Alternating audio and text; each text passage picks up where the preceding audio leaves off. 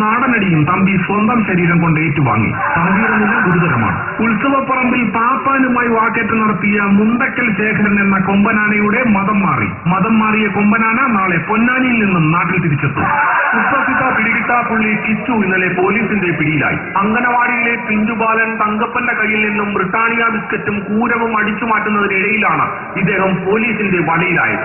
ഇയാളുടെ കയ്യിൽ നിന്നും പിടിച്ചെടുത്ത അപ്പുപ്പ അമ്മുമ്മ ഊത്താമ്പെട്ടി ടൈഗർ ഗോലി തുടങ്ങിയ മാരക കളിക്കോപ്പുകൾ ജനങ്ങൾ കാണെ പോലീസ് നിർത്തിവെച്ചു. ജില്ലാ മജിസ്ട്രേറ്റ് കോടതിയിൽ ഹാജരാക്കി ഇദ്ദേഹത്തെ നാളെ രാവിലെ തൂക്കിക്കൊല്ലും. ഇനി ഒളിമ്പിക്സ് വാർത്തകൾ. ബീജിംഗിൽ നടന്ന ഓട്ട മത്സരത്തിൽ കേരളത്തിൽ നിന്നുള്ള ബിനു പിറ്റിക്ക് സ്വർണം ലഭിച്ചു. കിട്ടിയ സ്വർണം ഉടമസ്ഥന് തിരിച്ചു കൊടുത്ത് ബിനു സത്യസന്ധതയ്ക്ക് മാതൃകയായി. ട്രാക്കിൽ കിടന്നാണ് ജപ്പാൻകാരന്റെ 1 ഗ്രാം തങ്കത്തിൽ പൊതിഞ്ഞ അരഞ്ഞാണം ബിനുവിന് കിട്ടിയത്. അമ്പെയ്ത്ത് മത്സരത്തിൽ ഇന്ത്യക്ക് സ്വർണം നഷ്ടപ്പെട്ടു. റഫറിക്ക് കണ്ണും. ഒളിമ്പിക്സിൽ വെടിവെപ്പിൽ സ്വർണം നേടിയ ആ മഹത് വ്യക്തിയുടെ ഗുരുവെന്ന് സ്വയം അവകാശപ്പെടുന്ന മേജർ രാമദേവന് ഇന്ന് ജന്മനാട് സ്വീകരണം നൽകുകയാണ്. ഇപ്പോൾ കിട്ടിയ വാർത്ത, നഗരത്തിൽ ആളുകളെ വിഴുങ്ങുന്ന ഒരു ഭീകരജീവി പരിഭ്രാന്തി പരത്തുകയാണ്. ജനങ്ങൾ ജാഗരൂകരായിരിക്കണമെന്ന് ഗവൺമെന്റ് അഭ്യർത്ഥിച്ചു.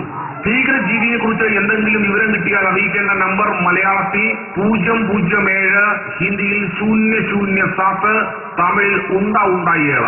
വാർത്തകൾ കഴിഞ്ഞു. ഇനി മേജർ രാമദേവന്റെ സ്വീകരണ ചടങ്ങിന്റെ തത്സമയ സംപ്രേഷണം. നമസ്കാരം.